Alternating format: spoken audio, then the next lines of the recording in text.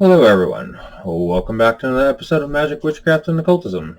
This is episode 10, part 1 on the subconscious mind. Now, if you happen to be wondering why there's all this nice light and I'm not hidden in the darkness, and you can see the bookshelf and everything else very nicely, I have a good answer for that. The episode prior to this was supplementary that explained all of that. Please go watch that, because this is how it shall be moving forward from this point on out. Now, please remember to like, share, subscribe, click the little notification bell so you never miss an episode so I stop getting lost in the YouTube algorithm, as I'd really appreciate that. Alright, let us begin. The subconscious mind. The subconscious mind is concerned with our past and all of our previous decisions that have come to make up our lives or our cumulative life experiences that have come to define us as individuals, as well as the memories that inspire us, as well as the ones that haunt us. The subconscious mind is the instinctual and the emotional portion of our mind that allows us to react instantaneously and seamlessly to any number of different situations an individual may find themselves in. Thanks to either our cumulative life experience from our past or the primal instinctual layer that lays right beneath the surface of us all. Now, I like to go over an important topic, as this can become confusing, and I'm trying to avoid that. The present falls into the domain of the conscious mind, as I said before in the episode on the conscious mind, but not exclusively, as your aspirations for the future are intimately connected with the subconscious mind, as it directly relates to your desires, as you must first desire something before you can consciously intend to do something about it and take the necessary steps to move forward to achieve any goal. This is an example of how the subconscious and the conscious mind work in conjunction together. This is not to say that the other aspects of the other aspects that are more closely associated with the conscious or the superconscious mind are any less important when being compared to the subconscious mind, or in relation to the subconscious mind, as each of these different aspects simply have a more pronounced effect on one mind over another. The different aspects of the three minds work in conjunction with each other, and each of them impose either subtle or direct influences on one another, helping to create a complicated mosaic of the mind. Now, it's important to understand that the subconscious mind is a suppository for 100% of all of our awareness, as well as the sum total of our life experiences, memories, and knowledges. It's also important to note that most people don't realize that the subconscious mind never forgets anything, down to the smallest detail, even how we felt in a specific moment in time. It's also important to note that some of these memories have also become so ingrained within our personalities at a core level, it can trigger what is known as a subconscious response from any number of experiences, usually caused from external stimuli. This is sometimes referred to as a knee-jerk reaction. More on that shortly. Now, that said, that does not necessarily mean that you are able to consciously remember every memory down to the smallest detail, and that's for a very good reason. And that reason is the conscious mind only has a limited amount of space it can hold at any given time, and the memories it does contain will generally fade reasonably quickly, losing the sharpness and clarity of the present moment, except for memories that as an individual we place a high level of importance on, for the most part, as well as memories that are useful in our daily lives, as I've already gone over in the episode on the conscious mind. This is why the subconscious mind controls the retrieval of all this information from either our recent or distant past, that includes memories, some of which are good, some are bad, but regardless, these memories, or each of these memories, have come to define us as individuals and made us who we are today. We all have some memories that we hold close to our hearts that we all want to remember, as well as some memories that are so painful we wish we could forget. These experiences are exactly what makes us who we are, and if we remove any one of these memories, we could change who we are at a core level. These positive or negative experiences are how we grow as individuals, as the most potent lessons in life come from our failures and not our successes. To understand where we're going, we must always understand where we've been. So we don't make the same mistakes again, so we grow and have better judgment for the future. Understanding this portion of the mind becomes very important when you begin your practice into shadow work. Now we move on to the instinctual and the emotional portion of our minds. Now that you understand the subconscious mind never forgets anything, and any number of experiences can trigger a subconscious response, now let's examine these two portions of the subconscious mind, the instinctual and the emotional portion of the subconscious mind, in greater detail. It's also worth mentioning an important point that this portion of the subconscious mind is the feminine portion of the mind. Now, briefly, I didn't mention this in the conscious mind, but the conscious mind is also the masculine portion of the mind because it's cold and logical, while the subconscious mind is warm and instinctual, and also the emotional portion of the mind. I left that out. I just want to throw that in here while it's reasonably on the same topic. Now, let us move on to the instinctual. First, the instinctual or the primal is sometimes referred to as having a knee-jerk reaction, as you are unconsciously reacting to any given situation. Allow me to briefly exemplify this point. Say something hits the back of your knee that causes you to lose balance and fall down. You will instinctively put your hands out in front of you to stop yourself from falling. This is done without conscious thought, as it does not require the conscious mind to stop and consider the situation. Hence the expression knee-jerk reaction.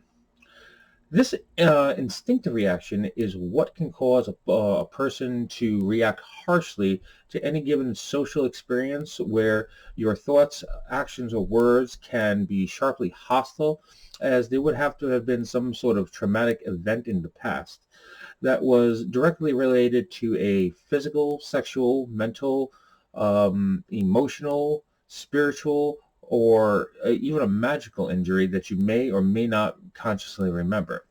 These aspects of our personality can reveal themselves to us in a myriad of different ways.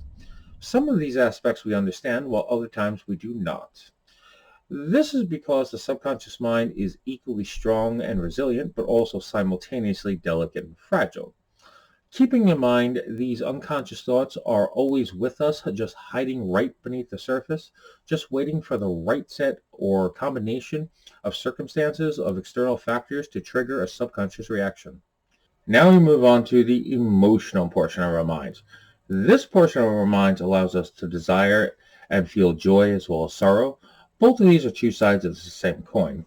These aspects of the subconscious mind allow us to have empathy for each other, as well as how we're able to make deep and potent bonds of friendship and companionship. This has even greater significance, especially when it comes to our lovers. The emotional portion of our mind is also the irrational, and sometimes referred to as the chaotic portion of the mind. This is why the subconscious mind is not in control of our active decision-making skills for a reason that should be obvious. Memories. First, what is a memory? A memory is simply an event, big or small, that has happened in our past that our minds recorded. Second, what and how makes a memory stand out in our minds? The importance of the emotional energy that we associate with an event, regardless of that memory is positive or negative alignment. The significance of that emotional attachment that we associate with those memories makes it easier for us to recall them. The mind in this regard does not differentiate between memories that are pleasing or traumatic, simply memories that are potent or have an potent effect on our mental state. Let that be either positive and benevolent energy that you may associate with, such as your first kiss, or a negative and malevolent energy you might associate with wrath or anger that may be associated with losing your first love, however that may have come to pass. Most memories will fade with the passage of time. It just depends on the amount of time that passes and the importance that we place on any given memory for any number of different reasons. Trivial memories are forgotten quickly, while important memories are forgotten slowly. But almost all memories will fade with the passage of time. Now, all memories roughly fall into one of two categories that we recall. First is short-term. These are memories that we use on a daily basis, so these memories always remain at the forefront of our mind. These memories are easily to recall from the suppository of our subconscious mind as they're surface memories. Other surface memories is what we can be considered fresh or new memories that have recently entered into our short-term memory, generally within a few minutes, hours, generally not exceeding more than a few days at the very most. Second is long-term. This is information that we use but not necessarily on a daily basis, as this information can be anything you have previously learned. For example, information that was important while you were studying it or learning it, but now falls into the category of trivial information, such as when you were a child, when you were learning photosynthesis and how that works. But this information has become lost as it is generally not needed or useful in your daily life anymore. The memories that we can remember from our past, especially our distant past, with ease are usually associated with a powerful emotion, as these memories are ones that we never forget, as they always are directly related to an important event in our lives. So, as you see, your emotions are what makes a memory stand out in your mind, like a light in the darkness, a beacon that draws you in. To quote an old adage, time heals all wounds. More to the effect, emotions fade with the passage of time, and these memories become less bright until they're snuffed out altogether, sometimes by choice with a willingness to want to forget. Forgotten and lost memories. Memories can be lost or forgotten for any number of different reasons, and they are as follows. Physical, sometimes they can be psychological, and still other times they can be magical reasons as well. Now, it's important to mention that memories that are lost or forgotten generally fall into one of two categories, trivial and dissociative memories. Both of these usually are long-term memories, but not exclusively. I'll cover these shortly, but I want to go over 3 mundane ways memories can be forgotten or lost. Now, when short-term memories are lost, if this occurs, it usually has one of 3 reasons, and they are as follows: simple, injury, and sickness. I'll go over each of these individually and in some brief detail. These next 3 examples, especially injury and sickness, are only meant to exemplify ways that memories can be lost because of external or internal factors that may be out of a person's control. The first reason is more of a psychological reason. This is a small portion that does not directly relate to the subconscious mind. It relates more to the brain, but the mind exists inside of the brain. I only added it because I thought it would be helpful to give some perspective on different ways memory loss can happen.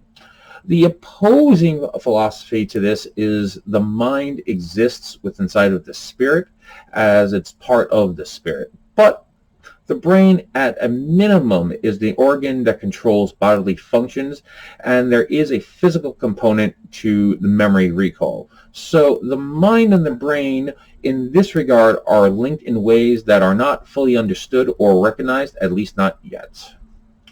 Simple. Short-term memory loss can occur when you're thinking about multiple things or you have too much on your mind at one time. An example of this is when you enter into a room looking for, we'll say, your keys. But then you get to the room and you forget why you entered into the room in the first place. This is sometimes referred to as the doorway effect. The doorway effect can be defined as a psychological event where a person's memory declines sharply when passing through a doorway or a portal, moving from one location to another, as this would not have occurred if the person did not move from the original position or the original location.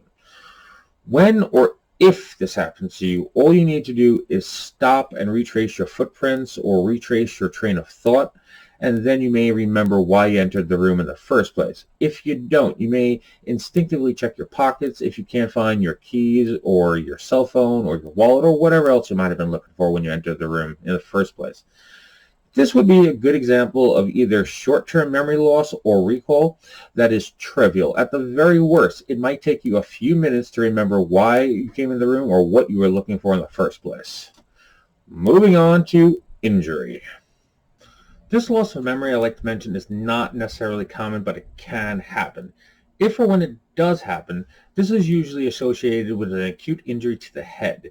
This can be caused from either a violent altercation where a person may have been knocked out, or from an incident like a car crash. An incident like this can cause what is known as retrograde amnesia. This is a condition that can be described as amnesia, where you cannot recall a memory that were formed before an event, such as a car crash, that caused the amnesia. It usually affects the memories that were recently stored in your short-term memory. Now it's important to mention that it is uncommon for memories from your distant past, or in other words, a long-term memory, to be affected in this way. As it would also have to depend on the severity of the injury, as well as the portion of the brain that may have been damaged, as true amnesia, or what is sometimes referred to as Hollywood amnesia. This is when a person would forget most of their past, and this is exceptionally rare to the best of my knowledge. Alrighty, moving on to sickness. Alright. Now, I'm not going to go into any great detail on this one, as I am not a trained medical professional. I'm not a neurologist, have no degrees or certifications for this at all. I've just read about it, and a lot of the definitions I'm using are things I just looked up online, and I just have a little bit of experience, personal experience, with one of these disorders, which I'll get to in a second. Now, what I do know about them for sure, as it relates to this topic, they're degenerative to the brain, and these disorders will start with your short-term memory loss, and then you'll start to work up to long-term memory loss, such as Alzheimer's. Now, specifically this one, my grandfather had, and I saw how it affected him. And I saw how we went from just forgetting little things to remembering people that didn't exist, and that I was like a vague memory when I was in front of him, and he forgot who my dad was, and my aunts and my uncles, and eventually he forgot even who his wife was, my grandmother. And it's a horrible thing to watch. And if you have never seen it, I hope you never have to, because it's brutal, especially if you really love the person that's happening to. But there are also other sicknesses, so it's not limited to Alzheimer's either. Alzheimer's can be defined as a disease or disorder of the brain that slowly causes a degeneration of the brain through neurons that are injured or die. Through the brain's connection between the network of neurons may break down, and the brain may begin to shrink. By the final stage of this process, it can cause significant loss of the brain volume, thereby destroying the memory as well as thinking skills, and then eventually the ability to carry out the most simplest tasks. And from what I've seen of this disease, this is a very accurate description. And by the time we knew he had this disease, there was little to nothing we can do for him. And it was horrible. But that's not here nor there. I'm just saying I have a little bit of experience with this one, so I know a little bit about it. So this definition is pretty spot on, actually, from the best of my knowledge anyway. Now we move on to trivial memories. Now, with the notable exceptions of simple injury and sickness for the most part, what else makes a memory forgettable? There are two major factors. First is information that is trivial, meaning it has no particular use or relevance in your life and is forgotten as soon as you've seen it or as soon as you have heard it. Second is information that is only useful in an extremely short period of time of reference. I'll go over two brief examples. First is information that can be considered useless or worthless. This can be anything from faces you've seen and to, let's say, names you've heard in passing, or from people you've only met once. A different example of this is when a child, or even you now as an adult, when you're in, let's say, a department store, every face or anything else you've ever experienced is in your memory somewhere. It's what the subconscious mind views as information that is useless, thereby making it forgettable. A different perspective is your subconscious mind places little, if any, importance on this particular piece of information, as it is simply does not have relevance in your life now. Such as when you were in school and you were studying any given topic. This knowledge simply does not pertain to you anymore. Second, when you're walking in a mall, or we'll say a tunnel system, remembering which turns you made will be important so you can find your way back to whence you came. This information is very important, but only in an extremely short period of time, especially if you're not going to be spending an extended or extensive amount of time in any one place. If you go to, let's say, a theme park, you may only go there once, and you only need to remember where the rides are, the concession stands, and the bathrooms are in a short period of time. It's not particularly useful in the long term, especially if you do not return to this park or this theme park again. Thereby, these memories have become lost to you. Now, the conscious mind can access any memory from the suppository of the subconscious mind.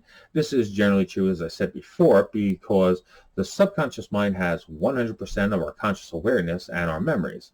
Now, if you concentrated hard enough, you could theoretically remember every single face and name, as well as anything you've ever previously learned or experienced in your life, as well as any memories you've heard, as well as any memories that you've had still exist somewhere deep in the recesses of your subconscious mind. It's just that your mind places little, if any, importance on this information at all. All right, now we're going to be moving on to dissociative memories. A dissociative memory almost always occurs from a person having a traumatic incident. It technically is lost and forgotten, but for a completely different reason, and these memories are far, far from trivial. All right, so why are some memories lost in the labyrinth of our minds? This can happen if the memory is extremely traumatic. The mind is able to disassociate the action of the event from the conscious mind, but the real memory, or the true memory, stays departmentalized in a section of the subconscious mind to protect the psyche of the person from whatever traumatic experience the conscious mind may have suffered. Now, what can be the cause of such a traumatic experience? And the answer to that is many and various. So I'll go over three examples. To be clear, this is not an exhaustive list of possibilities, but each of them would have to have been a harrowing experience from a singular point of view, or from a series of highly traumatic events and experiences that a person could have suffered. The first example is usually affects either a soldier performing their duty, or people that may find themselves trapped in a conflict or a war zone where comrades, friends, or family may have been severely wounded or killed in a horrifying way.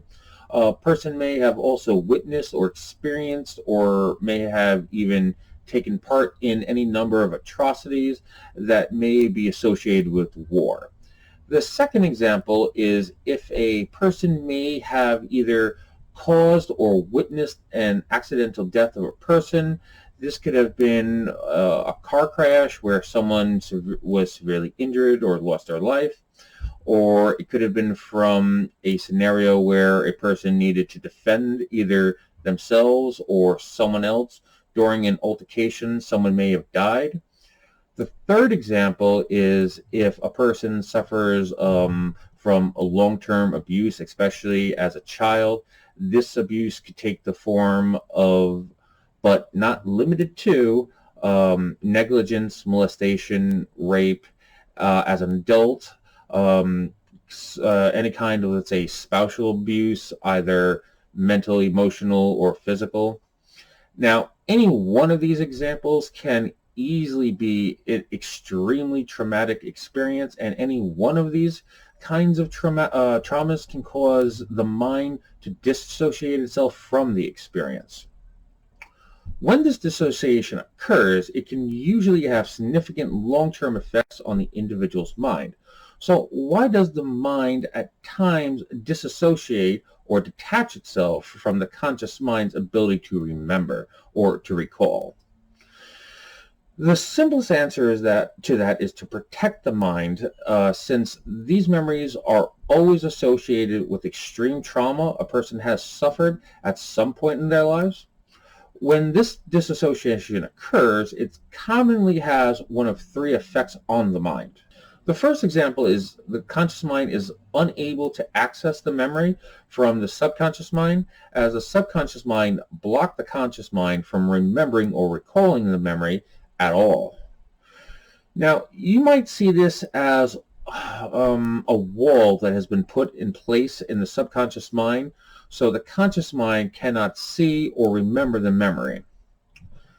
The second example is when the subconscious mind will block a portion of the memory from the conscious mind, but instead of the proverbial wall, you might think of this as like a tunnel, where only a portion of the traumatic memory can still be accessed by the conscious mind, but the conscious mind can only remember a portion of the memory, but is unable to see the full picture, so to speak. This could be considered a dead space in the person's memory. The third example is the mind will create a false memory instead in the replacement of the real memory, as that memory can be tolerated, as some experiences are simply so far out of an individual's life experience they have little to no way of reconciling the trauma that they have either suffered or witnessed.